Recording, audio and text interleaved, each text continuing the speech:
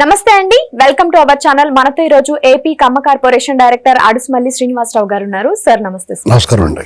Sir, DSC అక్రమాలపై YCP చేస్తున్నటువంటి relay నిరాహార దీక్ష శిబిరాలపై కూటమి ప్రభుత్వం విరుచుకుపడుతుంది అని చెప్పేసి బొత్స సత్యనారాయణ గారు వ్యాఖ్యానిస్తున్నారు. అలానే దేవరపల్లిలో చూసుకుంటే జగన్ పర్యటనలో భాగంగా ఒక చిరు వ్యాపారి చనిపోయారు. అంటే అన్యాయంగా మందు తాగేసి వచ్చి గుద్దేయడం వల్ల. అండ్ ఇప్పుడు దీనికి రివర్స్ గా జగన్ గారి మీదే సరిగ్గా రాష్ట్ర ప్రభుత్వం పటిష్టంగా ఏమి సెక్యూరిటీ ఇవ్వట్లేదు అని చెప్పేసి వాళ్ళు కేంద్రం వరకు వెళ్తున్నారు. ఇక్కడ అసలు ఎవరి నుంచి ఎవరికి సెక్యూరిటీ కావాలి సార్? మంచి పాయింట్ అండి ఇది. ఎందుకంటే యాక్చువల్ గా ఎవరి నుంచి ఎవరికి సెక్యూరిటీ కావాలంటే జగన్ నుంచే జనాలకు సెక్యూరిటీ కావాలండి. జగన్ నుంచి జనానికి భద్రత ఉంది. యాక్చువల్గా దాంట్లో ఎప్పుడు రివర్స్ టెండరింగ్ లో ఉంటారు కాబట్టి వాళ్ళు రివర్స్ ఆలోచన చేస్తారు కాబట్టి మాకు భద్రత ముప్పు ఉందని చెప్పేసి వాళ్ళు కంప్లైంట్ ఇచ్చారు. యాక్చువల్గా జగన్మోహన్ రెడ్డి వల్ల, అతని పర్యటన వల్ల, అతని మనుషుల వల్ల, అతని మాజీ ఎమ్మెల్యేల వల్ల జనాలకి చాలా ఇబ్బంది ఉంది. లైఫ్కే థ్రెట్ ఉంది. అది ఎవడో ఆరోపణ కాదు, ఇది మన కళ్ళ ముందు కనపడుతుంది. సిద్దిర అప్పలరాజు కొడుకు యాక్సిడెంట్ చేసాడంటే చిన్న కుర్రోడు నిదానంగా వెళ్ళొచ్చు. నిదానంగా వెళ్తే నిదానమే ప్రధానం. యాక్సిడెంట్కి ఎందుకు అవుద్ది? ఏదో దురుసుగానో స్పీడ్గానో వెళ్ళబట్టి యాక్సిడెంట్ అయింది. అతను ఆ భయం భక్తి ఎందుకు లేకుండా పోద్ది? అదేమో ఎందుకు వస్తుంది? మనకి ఏమైనా కానీ ఎవడో చూసుకుని కూడా ఉన్నాడు లేకుండా వాళ్ళ ప్రాణాలు కూడా థ్రెట్ అయ్యేది. మనిషి చనిపోయాడు. దాన్ని హిట్ అండ్ రన్ కింద మార్చి అది జైల్లో పోయాడు. దాని పర్యటనకి వెళ్ళి అతను వెళ్ళాలనుకున్నప్పుడు అందంగా జైలుకి వెళ్ళి అతను భరోసా ఇచ్చి నీకేం పర్లేదేమో నేను ఉన్నాను, ఇలాంటి ఇంకా చెయ్యి అని చెప్పేసి రావచ్చు. అతను అంతే కదా, ఇంకా బాగా చెయ్యి, నీకు పర్లేదు, మంత్రి పదవి ఏకంగా డిప్యూటీ సీఎం ఇచ్చేస్తానని చెప్పొచ్చు, ఇలాంటిగా చేస్తా ఉండని. అతను ఇప్పుడు అలాగే చెప్తాడు. అతను అలా చేసినోడల్లా దగ్గర పెట్టుకుంటాను డైరెక్ట్గా చెప్పాడు. దానికి వెళ్ళాలంటే అతను అందంగా ఎయిర్పోర్ట్లో దిగి మీరు ఎవరెక్కడ రాకండ్రా బాబు, తర్వాత మనం ఆ పోర్ట్ స్టేడియంలో మీటింగ్ పెట్టుకుందాం, అందరూ అక్కడికి వచ్చేయండి, నేను ఈ లోపల అక్కడికి వెళ్ళి చూసుకుని వచ్చేస్తానని చెప్పి అక్కడికి వెళ్ళి చూసుకొచ్చేసి అతను చెప్పాలనుకున్న సుభాషితాలు అన్నీ ఆ స్క్రిప్ట్ ప్రిపేర్ చేస్తారు ఎవడో కూడా చదివేసి వెళ్ళండ్రా బాబు అని చెప్పేసి వచ్చేయచ్చు. అతని ఉద్దేశం అది కాదు కదా. దారి పొడిగిన గంటలో 2 గంటలు వెళ్ళాల్సిందని 6 గంటలు చేసి వాళ్ళ ప్రదర్శన చేయాలి. దాని తోడు ఈ ప్రభుత్వం కూడా నీ ఇష్టం ఉన్నట్టు వేసుకోరా బాబు నువ్వు వదిలేస్తారు. వాళ్ళు అలా వదిలేయారు కదా అని చెప్పేసి పోలీసు వాళ్ళు కూడా అప్పభావ నాటకం ఆడతారు. ఏంటి ప్రభుత్వం దగ్గర అధికారంలో ఉన్న వాళ్ళ దగ్గర అధికారం నాటకం ఆడతారు. జగన్మోహన్ రెడ్డి దగ్గర కూడా టోపీ తీసి గట్ట దండలు పెట్టేస్తూ ఉంటారు. వాళ్ళకి ఇప్పుడు అవకాశవాదం, రాజకీయ నాయకుల్లో అవకాశవాదం లేని మేము మాత్రం ఇంతకు అవకాశవాదం ఉండకూడదు అనుకుంటారు వాళ్ళు. కందకలేని తర్వాత కత్తిపెట్టుకు ఎందుకు అనుకుంటారు వాళ్ళు. అవునా కదా? ఇప్పుడు వాళ్ళతో మనకి ఎందుకు రేపు పొద్దున ఎవడొస్తాడు ఏటో, మనం వీళ్ళు ఉంటారు పోతారు, మళ్ళీ రేపు ఎవడొస్తాడో తెలియదు అన్న లెక్కలో ఉంటారు వాళ్ళు. వాళ్ళు ఎందుకు అనవసరంగా శత్రుత్వం ఎందుకు పెట్టుకోవాలి, వాళ్ళ లెక్కలో వాళ్ళు ఉంటారు. కాబట్టి జగన్మోహన్ రెడ్డి యథేచ్ఛగా దాన్ని వాడుకుంటున్నాడు. అదే టీడీపీ ప్రతిపక్షంలో ఉన్నప్పుడు జగన్మోహన్ రెడ్డి హయాంలో పోలీసు వాళ్ళు అందరినీ ఎవడన్నా కొంచెం వీళ్ళతో సఖ్యంగా ఉన్నాడంటే ఆడ పని పెట్టేసేవారు. అప్పుడు చచ్చినాడు అతను పని చేసేవారు వాళ్ళు. ఒకవేళ తప్పనిసరి పరిస్థితిలో కొట్టాల్సి వచ్చినా ఏమనుకోకుండా మేము కొడుతున్నామని కొట్టేవారు. అలాంటి పరిస్థితి ఉన్నది. ఆ సిచ్యువేషన్ ఇక్కడ లేదు. ఇప్పుడు ఈ ప్రభుత్వం చాలా స్వేచ్ఛగా చట్టాన్ని తన పని చేసుకోమంది. రాజకీయ నాయకులను కూడా మీరు అరాచకం చేయకూడదు, ప్రజలకు బదిలీ ఉండాలి, చాలా లో ప్రొఫైల్ మెయింటైన్ చేయాలి, కాన్వాయ్లు కూడా తగ్గించుకోవాలి, ఇలాంటివన్నీ మాట్లాడతారు వీళ్ళు. జగన్మోహన్ రెడ్డి వాళ్ళు ఏంటంటారు, వాపుని చూసి బల్పు అనుకోండి, ఎప్పుడు ఎద్దెక్కిన వాళ్ళందరూ ఎద్దెక్కండి, ఇలాంటి మాటలు మాట్లాడతారు. వాళ్ళంతా కూడా ఇంత ఉంటే అంత చూపించారు వ్యవహారం చేస్తూ ఉంటారు. మరి తేడా ఎక్కడ ఉంది? ప్రజలు కూడా ఏం చేస్తారంటే హడావడిని అట్టహాసాన్ని ఆకర్షిస్తుంది జనాలకు కూడా. ఇప్పుడు ఇతను ఇంత హడావుడి చేస్తాయి బాబు ఎంత జనం వచ్చేస్తున్నారు అనుకుంటారు. ఆ జనం ఎవరో, ఎక్కడి నుంచి వచ్చారు, ఎలా వచ్చారు, వాళ్ళందరూ ఎవరో, ఏంటి, వాళ్ళు గంజాయి మత్తులో ఉన్నారా లేకపోతే యాంటీ సోషల్ ఎలిమెంట్సా, వాళ్ళ శాస్త్రాలు ఎలా ఉన్నాయి, ఎవరికి పట్టం బాబు జనం వచ్చేసారు అనుకుంటారు. వాళ్ళు కూడా అలా భయపెడతా ఉంటారు. అక్కడ ఒక మహిళా అధికారి మీద వాళ్ళు చేసిన దుర్మార్గం, దురాగతం తద్దారుణం ఉండదు. పోలీస్ అధికారినికే అలాంటి సిచ్యువేషన్ ఎదురైందంటే సామాన్యులైన మీరు కానీ నేను కానీ ఇంకోళ్ళు ఎవరైనా ఆ పరిస్థితులు అక్కడికి వెళ్తే వాళ్ళ పరిస్థితి ఏంటి? ఇది పోలీసు అధికారులు గమనించుకోవాలి. వాళ్ళది కూడా బాధ్యతగా సమాజానికి భద్రత కల్పించాల్సిన బాధ్యత పోలీసులది. తుక్కురాగొడేలు అక్కడ లాఠీ చార్జ్ ఏం చేశారండి వాళ్ళు? లాఠీ చార్జ్ కదా చేయాలి అక్కడ వాళ్ళు. ఆ చింతాడు రేవన్న అతను అరెస్టుకు ముందు ఈ సిట్లు పోలే, ఈ మీద జర్రుపోతుల్లా తేలిపోలే తొట్లు. అక్కడ అసలు ఓవైసీని చంద్రబాబు నాయుడు గారు ఇలాగ ఓవరాక్షన్ చేస్తే ఈ పెద్ద ఓవైసీని ఈపీ షర్ట్లు కూడా వస్తే అతను అసెంబ్లీకి వెళ్ళి చూపించాడు, బాబు నా ఈపీ షర్ట్ కూడా ఏడు చంద్రబాబు గారు అని చొక్కా అయిపోయి చూపించాడు. ఇంకా అది అబద్ధం నోరు మూసాడు, బాబు అన్నీ కొట్టేశారు బాబు ఇంకెవరన్నా కొట్టేస్తారని ఎవడ కూడా నోరు మూసి కూర్చున్నారు. అలా ఎవడో ఒకటి సరైన ఒడ్డు పొడుకున్నామని చూసుకుని ఆడు శోభ్రం కోటింగ్ ఇచ్చారనుకోండి, ఇక మిగతా వాళ్ళందరూ సైలెంట్ అయిపోతారు. ఆ పని చేయట్లేదు. ఇప్పుడు మీరు ఏం చేస్తారండి, సాధారణంగా ఒక మంచి దిట్టంగా ఉన్నాడు పట్టుకుంటేస్తారు, ఆడిని కొట్టేసారు మనల్ని ఎందుకు వదులుతారా బాబు, మిగతా వాళ్ళు సైలెంట్గా ఉంటారు. ఆ పని చేయట్లా. పోలీసులు కూడా అప్పబాబు నాటకం ఆడుతున్నారు. ఇక్కడ వైజాగ్ వ్యవహారంలో వైజాగ్ పోలీస్ కమిషనర్ బాధ్యత ఉంది, శ్రీకాకుళం ఎస్పీది బాధ్యత ఉంది, ఆ దారి పొడిగిన పోలీస్ బందోబస్తు చూసిన వాళ్ళది బాధ్యత ఉంది. వీళ్ళందరూ బాధ్యత వహించాలా. ఇప్పుడు దారి పిల్ల దగ్గరికి వచ్చినప్పటికి తూర్పుగోదావరి జిల్లా ఎస్పీ గారు ఏం చేస్తున్నాడు, నిన్న కాక మొన్న వైజాగ్లో అది జరిగింది. అది చూసిన తర్వాత ఇతను పర్యటనకు వచ్చినాడు, ఎంత ఆంక్షలు పెట్టాలి, ఎంత పోలీస్ ఫోర్స్ని వాడాలి, ఎంత కంట్రోల్ చేయాలి. మరి ఏం చేసాడు, ఈ పోలీస్ అధికారి మీద చర్యలు తీసుకుంటలేదు ప్రభుత్వం. ఏమైనా నువ్వేం చేస్తున్నావు, తాకీదు పంపించాలా, నీకు అంత అలసట ఎక్కువైపోయింది అనుకుంటే నువ్వు డ్యూటీ చేయలేకపోతే కొన్నాళ్ళు బీఆర్లో ఉండు అని ఇంకొకరు ఉత్సాహవంతులు వేయాలి. అక్కడ ప్రభుత్వం హోమ్ మినిస్టర్ గారు కూడా దాని మీద దృష్టి పెట్టాలా. ఇప్పుడు నువ్వు అంత కష్టంగా ఉంటే నువ్వు తప్పుకోవే ఇంకొకళ్ళు ఎత్తారని చెప్పాలా. మనం చెప్తాం కదా, అతను ఎత్తలేకపోతున్నాడు, నువ్వు ఎత్తలేకపోతే ఆగిపోయి నువ్వు చేయలేకపోతే ఆయన ఎత్తాలే అని కొన్ని పెడతారు కదా, అలా చేయాలి. ఇప్పుడు ఎందుకంటే ఇదే ఫస్ట్ అనుకోండి, మనం అంచనా వేయలేదని అనొచ్చు.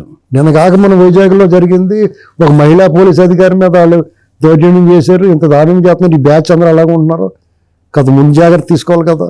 అతను ముందే చెప్పాలా, నేను ఎంతమంది నిన్ను ఎలా చేస్తాం, మిగతా వాళ్ళు కావాలితే ఆ గ్రౌండ్లో పెట్టుకుని మీటింగ్ అని చెప్పాలి.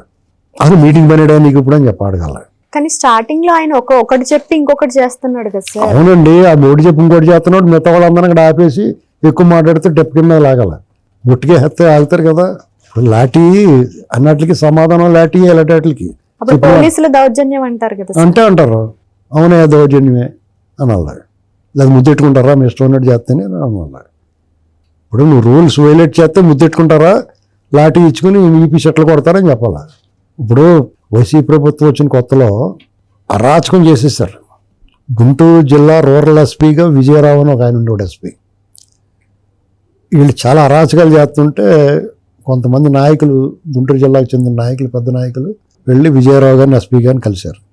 ఏమంటే చాలా అరాచకం జరుగుతుంది, పోలీసు సెక్యూరిటీ కావాలి వాళ్ళకంటే, మీరున్నప్పుడు అలా చేశారు కదండి, వాళ్ళు ఉన్నప్పుడు అలా చేస్తారు అన్నాడు. మీరున్నప్పుడు మాత్రం తక్కువ చేశారా అని అడిగాడు. ఆ గట్స్ ఎందుకులే పోలీసు అధికారులకు ఇప్పుడు మాట్లాడే వాళ్ళకి. ఇది నేను అనేది, ఎందుకంటే ప్రభుత్వమే అన్నీ చేయాలి, చంద్రబాబు నాయుడు గారి దగ్గరికి వచ్చి ముట్టుకెళ్ళి వేయించాలంటే వేయించరు. అక్కడున్న ఎమ్మెల్యేలు, మంత్రులుగా తీసుకున్న వాళ్ళు, కొంచెం పెద్ద పదవులు పొంది ఇన్ఫ్లుయెన్స్ ఉన్నవాళ్ళు, వాళ్ళు దీన్ని నియంత్రిస్తూ ఉండాలి. పార్టీ అంటే స్ట్రక్చర్ కదా, కింద కార్యకర్త దగ్గర నుంచి పై వరకుని. అలాగే ప్రభుత్వం అంటే కూడా ప్రభుత్వంలో పనిచేస్తున్న వాళ్ళు ఉంటారు, ఎమ్మెల్యేలు, మంత్రులు, వీళ్ళందరూ ఉంటారు. స్ట్రక్చర్గా ఇది పగడ్బందీగా ప్లాన్ చేసుకోవాలి. వాళ్ళు ఎక్కడ అనిసాలి అక్కడ అనిసాలి, ఎక్కడ వెసులుబాటు ఇవ్వాలి అక్కడ వెసులుబాటు ఇవ్వాలి. వాళ్ళు ప్రజాస్వామ్యయుతంగా మనం ఉండాలంటే వాళ్ళు కూడా ప్రజాస్వామ్యయుతంగా పనిచేయాలి. వాళ్ళు అడ్డుకోగలిగితే వీళ్ళు అంతకన్నా అడ్డుకోగలగాలి. సార్ నాదొక డౌట్, ఇప్పుడు ఏదైతే ఇంత రచ్చరచ్చ చేసేస్తున్నారు ఈ కార్యకర్తలందరూ, వీళ్ళందరూ నార్మల్ ప్రజలు అంటారు అసలు? వీళ్ళు ఎక్కడ ఇంకో గ్రహం నుంచి ఏం దగ్గర, వాళ్ళంతా నార్మల్ ప్రజలే. వాళ్ళ ఇంట్లోనే అంతా బాగానే ఉంటారు, జుట్లో ఇలా పెంచుకుంటారు, కానీ మిగతా అంతా బాగానే ఉంటారు. వాళ్ళ ఇంట్లో చాలా తల్లిదండ్రులు అందరూ, ఇప్పుడు మనం చచ్చిపోయాడు ఒక అతను స్టేషన్లో మిస్ అయ్యాడు, అతని మీద ఎన్ని కేసులు ఉన్నాయి, 23 కేసులు ఉన్నాయి. పోక్సో కేసు కూడా, చిన్నపిల్లలను కూడా ఏదో చేసాడని పోక్సో కేసు పెట్టారు.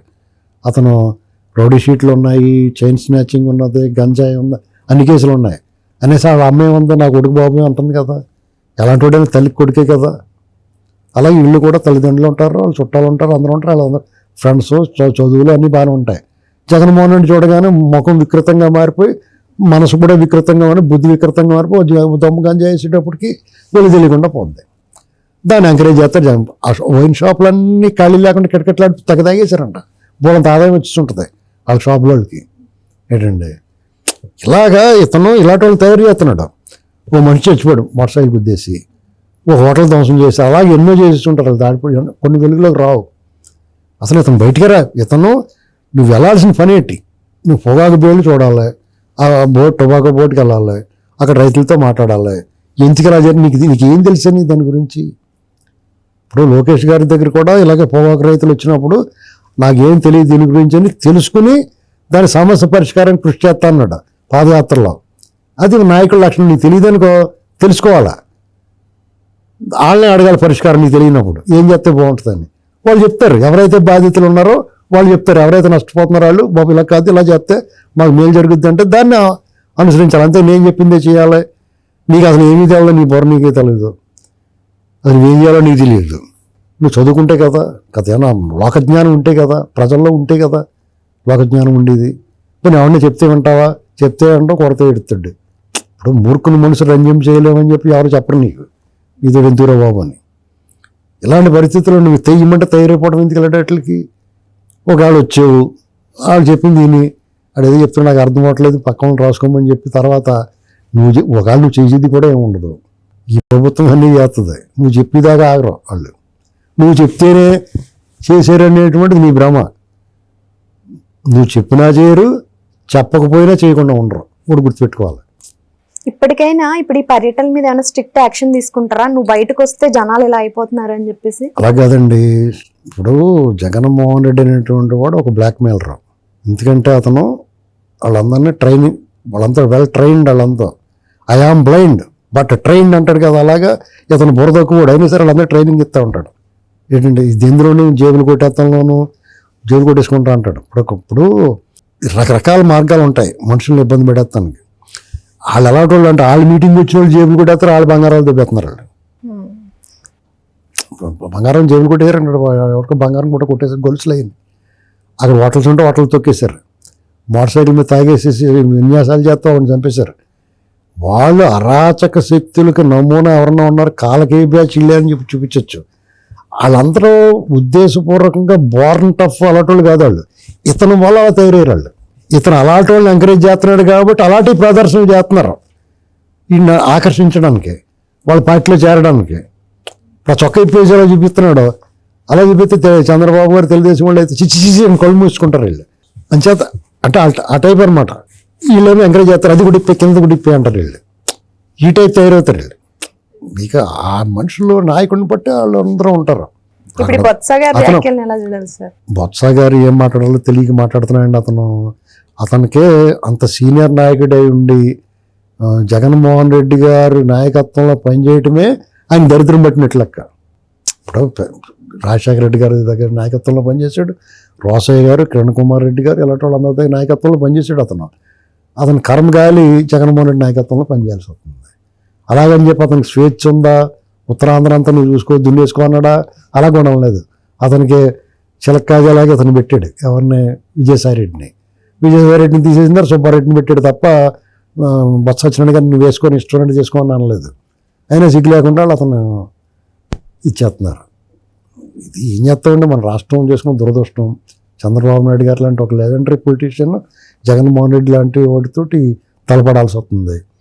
మనందరం కూడా జగన్మోహన్ రెడ్డి బాధితులు, ఇవాళకి బాధితులమే. అతను అధికారం కోల్పోయినా ఆ పాము తోకలో ప్రాణం ఉందన్న ప్రమాదమే. మీకు ఒక విషపు జంతువు, విషపు పురుగు ఉందనుకోండి, అది చనిపోయిన తర్వాత దాని చర్మం అంతా పోయిన తర్వాత దాని తాలూకు స్కల్ల వెన్నుపూస లేకపోతే ఎముకలు లాంటివి లేకపోతే ముళ్ళు ఉంటాయి, అది గుచ్చుకున్నా పోతాం మనం. అంచేత దీన్ని పూర్తిగా ఇలాంటి మనిషి రూపంలో ఉన్న ఈ జంతువులను ఏం చేయాలంటే జైల్లో పెట్టాలి. జైల్లో పెట్టడానికి పూర్తి అర్హతలు అతనికి ఉన్నాయి, ఎందుకంటే అన్ని కేసులు ఉన్నాయి. వీళ్ళందరూ కూడా ఏం చేయాలి? వీళ్ళు ఏం చేశారు? వీళ్ళ మీద వీళ్ళకి ఏ ఇబ్బంది లేకపోయినా మాకు చాలా భద్రతా లోపం ఉందని కంప్లైంట్ ఇచ్చారు కదా. అసలు ఇప్పుడు వీళ్ళందరూ ప్రభుత్వంలో ఉన్నవాళ్ళు, ఇప్పుడు ఉన్న కూటమి ప్రభుత్వంలో ఉన్న వాళ్ళందరూ కూడా, కూటమి పార్టీలు అందరూ కూడా ఇతను బెయిల్ రద్దు చేయమని ఎందుకు అడుగుతలేదు? అందరూ తలకో పిటిషన్ పెడితే సుప్రీంకోర్టుకి అయ్యా బాబు ఇతను ఎలా వదిలేశారు, గొలుసులు ఇప్పేసి ఈ 13 ఏళ్ళ నుంచి బయట తిరిగి ఎత్తనాడు, ఇతను మీరు కొన్ని కండిషన్ బెయిల్ మీద తిరుగుతున్నాడు, అతను కొన్ని కండిషన్లు పెట్టారు కదా, అన్ని కండిషన్స్ వైలేట్ చేసేటి ఇతను మీరు తీసుకెళ్ళి మళ్ళీ లోపల పెట్టండి అయ్యా బాబు మీకు దండమండి అని చెప్పేసి అడిగితే వాళ్ళు ఏం చేస్తారు? ఇంక బలవంతంగా ఇవన్నీ చూసి పోయి ఈయన ఎలా వదిలేసాం మనం లోపల పెట్టేస్తారు కదా. ఆ పని ఎవరు చేయడు. నేను చేస్తాను, ట్రై చేస్తున్నాను, మిగతా వాళ్ళు ఎవరు చేయట్లేదు. చేయాలా?